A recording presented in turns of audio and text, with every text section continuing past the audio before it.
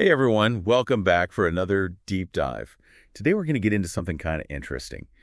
Uh, it's about things you shouldn't say in therapy. Yeah, it's a bit counterintuitive, right? Like you think therapy is all about just saying whatever's on your mind, but there are some things that actually could hold you back in therapy. Yeah. And our guide for this is going to be Connie Morton's YouTube video called Four Things Not to Say to Your Therapist. She's a licensed therapist, and she gives some really great insights into this stuff. So what we're going to do is dive into these things that you shouldn't say, figure out why they're so bad, and then also figure out what you should be saying instead. It's all about making the most of your therapy, right? Getting the best results. Exactly. So the first thing Connie mentions that you should avoid is lying, which seems kind of weird because therapy is confidential, so what's the harm? But she points out that lying, even in this protected space, can really mess things up. Yeah, it's like you're trying to build a house, but on a foundation that's not stable. You know what I mean? Therapy needs trust and vulnerability. So when you lie, even if you're doing it to avoid being judged, you're basically blocking your therapist from really understanding you and giving you the right help. Yeah, you're putting up a wall between you and the person who's trying to help you. It's like going to a doctor but leaving out some of your symptoms. Exactly. And Kati actually talks about why people lie in therapy, and it's fascinating. She says it often comes down to this fear of being judged or abandoned. It's like we think if the therapist really knew us, they wouldn't want to work with us anymore. That's really interesting. Makes sense, though, when you think about it. We all carry baggage from past relationships and hurts into therapy. Totally. And those past experiences can make us hesitant to really open up, even with a therapist. We might worry that if we reveal all our secrets, we'll be rejected. How do we get past that fear and be more honest? What's the answer? Well, Kati suggests something kind of unexpected. She says instead of forcing yourself to be honest, you should talk about the urge to lie with your therapist. So you're actually telling them, hey, I feel like lying to you right now. Exactly. You bring that whole thing out into the open. By acknowledging that feeling, you can start to dig into why you feel that way. Is it fear of judgment? Shame? Past experiences? It's like shining a light on that monster under the bed. Makes it less scary when you can see it. That's such a good analogy. And once you bring those fears out into the open, you can work on them. It's about building trust with your therapist so you feel safe enough to be yourself. Okay, so that's lying. Yeah. What's the next thing we should try to avoid saying? Pretending to be better than you actually are. And this one can be tricky because it often comes from wanting to please your therapist or show progress. But Cuddy tells this story about her patients with eating disorders who would downplay their struggles, and it shows just how dangerous this can be. Yeah, she said it wastes time. And can even be risky because the therapist doesn't have all the information. Makes you wonder what makes people put on this front, even in therapy, right? It often comes down to needing approval. You know that fawn response Cuddy talked about? It's like a survival thing where people try to please others to avoid conflict. Oh, yeah, the fawn response. So it's like they're worried about disappointing the therapist or seeming difficult. Exactly. And it usually comes from stuff that happened in childhood. Maybe you were punished for expressing your feelings or your emotions were ignored, so you learn to hide your true self to feel safe. It's like a shield. But in therapy, that shield can stop you from getting the help you need. That's right, because how can your therapist help you if they don't know what's really going on? Therapy isn't about being perfect. It's about showing up as you are, even with the messy parts. So even if it feels uncomfortable, being honest about your struggles is the best thing you can do. Exactly.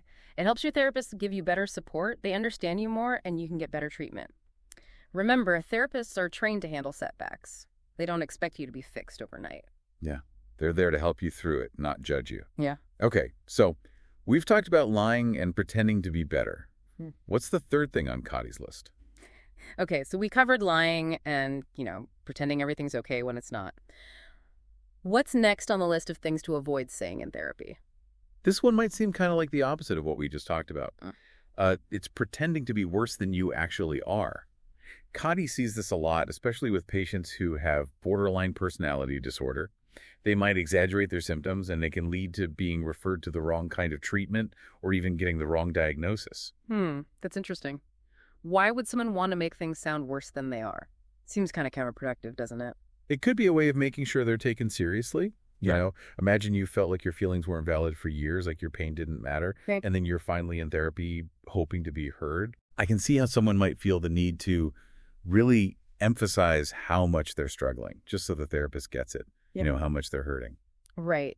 It can also be a way to get attention or validation. If you've experienced neglect or like emotional emptiness, getting a strong reaction from someone, even a negative one, can feel better than being ignored. So it's like a cry for help, trying to get their needs met in a way. Yeah, and unfortunately, it can backfire. Therapists are trained to figure out the level of risk and recommend the right treatment. So if someone's always presenting a more extreme version of themselves, it can create confusion and distrust, which ends up hurting the therapy process. It's like the story of the boy who cried wolf, Right. right? If you're always saying there's danger even when there isn't, people will eventually stop listening. That's a great way to put it. And it really shows how important it is to be honest and clear with your communication. If you feel like you're exaggerating your symptoms, talk to your therapist about it. Tell them about the fear or the need for validation or whatever's driving that behavior. So once again, it comes down to being open and honest. It's about dealing with the root of the problem, not just the symptoms. Exactly. Therapy's all about uncovering those deeper wounds and healing them. It's not about putting on a show. Okay, so that's 3 things to avoid. What's the last? Don't say this in therapy, according to Kati. Saying it's working when it's really not. Giving that positive feedback even when you're not seeing any progress or maybe even feeling worse. It's like a white lie to protect the therapist's feelings. Yeah. But Kati says good therapists don't have fragile egos. They actually want you to be honest, even if it's not what they want to hear. Yeah, exactly. They need your feedback to know if the treatment is working and to make adjustments. If you're not sharing your real experience, you're actually preventing them from helping you better. I get why it might feel awkward to tell a therapist that their approach isn't working for you, but it's really in your best interest, to be honest. For sure. It's about taking charge of your own healing journey. Therapy is a partnership, Both people need to be involved and communicating openly for it to really work. So if something feels off or you're feeling worse, speak up. Your therapist needs to know. Absolutely. So we've talked a lot about what not to say, which is important. But let's shift gears a little and talk about what you should be sharing even when it feels really tough. Okay, let's flip the script. What are those things that people might avoid bringing up but really should be talking about with their therapist? Kati talks about 2 big ones: suicidal thoughts and past abuse. They can be super hard things to talk about, but they're also crucial for getting the right kind of help and starting the healing process. Let's start with suicidal thoughts. I think a lot of people are afraid that talking about those thoughts will automatically land them in the hospital, which can be pretty scary. That fear makes sense. But like Kati says, it's important to know how your therapist handles things up front. You have the right to ask about their approach to suicidal thoughts, confidentiality, and what steps they take if you shared those thoughts. So it's okay to ask right away.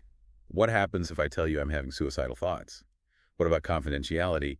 How do you assess the risk? Definitely. Those are all valid questions, and any good therapist will be happy to talk about their policies with you.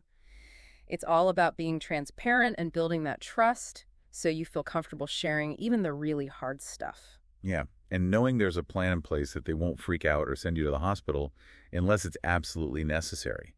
That can be really reassuring. Right. It's about creating a sense of safety and understanding. Usually, therapists take a step-by-step approach when it comes to suicidal thoughts.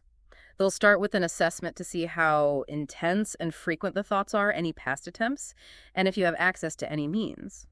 So they're gathering information to get a clear picture of what's going on. Exactly. And based on that assessment, they'll work with you to create a safety plan. This might include stuff like finding coping strategies, making a list of emergency contacts, or looking into more support systems. Hospitalization is usually a last resort only when there's an immediate danger and other things haven't worked. So it's not about locking people up. It's about getting them the right care to keep them safe. It's more nuanced than just reacting without thinking. Exactly. Now let's talk about past abuse. Sharing those experiences can be incredibly hard, but it's often a really important part of healing. I can imagine how scary and shameful it might feel to bring up something so personal and painful. It takes a lot of courage to share those things, and it's important to find a therapist you feel safe with, someone you trust to handle your story with care. Someone who can just listen without judgment. For sure. And it's important to know the legal and ethical stuff around this topic. Therapists have to keep things confidential, but there are some exceptions, especially with abuse. Most states have mandatory reporting laws, which means therapists have to report suspected abuse or neglect of certain people, like kids, dependent adults, or elderly folks. So if you talk about past abuse that falls under those rules, the therapist has to report it even if you don't want them to. That's right. These laws are there to protect people who can't protect themselves. And it's important to remember these laws are about keeping people safe, not punishing the victim for speaking out. It's not your fault if a report has to be made. The abuser is the one responsible. Exactly. Now, beside the legal stuff, there are a lot of benefits to talking about abuse with a therapist. It lets you process the trauma in a safe space, challenge any negative thoughts you might have, and start to feel more in control. It's about going from being a victim to being a survivor. Precisely. And even though it can be painful to go back to those experiences, it's often necessary to break free from them. Therapy can give you the tools and support to handle those tough emotions and work through the trauma in a way that feels safe and manageable. It's like untangling a knot. It might be messy and uncomfortable, but in the end, it leads to freedom and healing. That's a beautiful way to put it. We've covered so much in this deep dive, from what not to say to the really important things we should be sharing, even when it's scary. It's been really interesting to see how even small things we say can affect how well therapy works. And how being honest, even when it's hard, is the key to making therapy truly powerful and helpful. We have just one more part left in this deep dive where we'll put everything together and give you some things to think about and maybe try out. So welcome back for the last part of our deep dive into these therapy conversations. Yeah, we've really gotten into it, haven't we? From the little things that can trip us up to those big things we need to be brave enough to talk about. It feels like we've really dug deep into how we communicate and what makes therapy work. It all boils down to honesty. Being honest with ourselves and with our therapists, even when it's hard. It's that willingness to be vulnerable, to really be ourselves, that lets us heal and grow. So let's wrap it all up. What are the main things our listeners can take away from all this and use in their own therapy? Well, first off, remember that therapy is a two-way street. It's not just about listening to advice, it's about talking with your therapist. Working together as a team to create this understanding and support so you can change and grow. Right. And that needs both people to be open and honest. So how can we make sure that's happening? What can we actually do? Start by looking at yourself. Do you try to please people a lot? Do you downplay your problems? Or maybe you exaggerate things because you're scared. It's like checking yourself in the mirror. Seeing how you really communicate, especially when you're feeling vulnerable. Exactly. And once you see those patterns, you can start to change them. Talk to your therapist about those habits. They can help you figure out where they come from and how to communicate more authentically. So it's not about blaming yourself. It's about bringing those hidden parts of you out into the open in therapy. Exactly. And remember, trust takes time. It's like taking care of a plant. You need to nurture it, give it attention, and keep it safe for it to grow. So be patient with yourself and with the whole process. Now about those really tough conversations, the ones that feel almost impossible. Sharing suicidal thoughts or past trauma. Remember, your therapist is there for you. They're not going to judge you. They know how to handle these things with care and understanding. Don't be afraid to ask those questions right away. How do you handle suicidal thoughts? What about confidentiality? What kind of support can I expect? Knowing what to expect can really help with anxiety and give you the power to share what you need to. And even if it's something small, if you're struggling to talk about it, tell your therapist. They can help you figure out why you're hesitating and find ways to make it easier to open up. It's all about building that connection, that feeling of trust and respect, where healing can really start. Katie said something in her video that really stuck with me. She said, "Therapy is tough, but worth it. You are worth it." That's so true. It reminds us that even when it's hard, healing is possible. And that taking care of your mental health is a way of loving yourself. It's saying you're important. So if you're thinking about therapy or you're already doing it, remember this: you're not alone. There's help out there. And you are absolutely worth the effort it takes to heal and grow. Thanks for joining us on this deep dive. We hope it's given you some good insights and maybe even some tools to help you on your own therapy journey. Remember, honesty, vulnerability, and trust, those are the things that will guide you. And with those things, you can get through even the hardest parts and come out stronger and wiser. Until next time, keep exploring and keep believing in your ability to heal. We'll be here to help you along the way.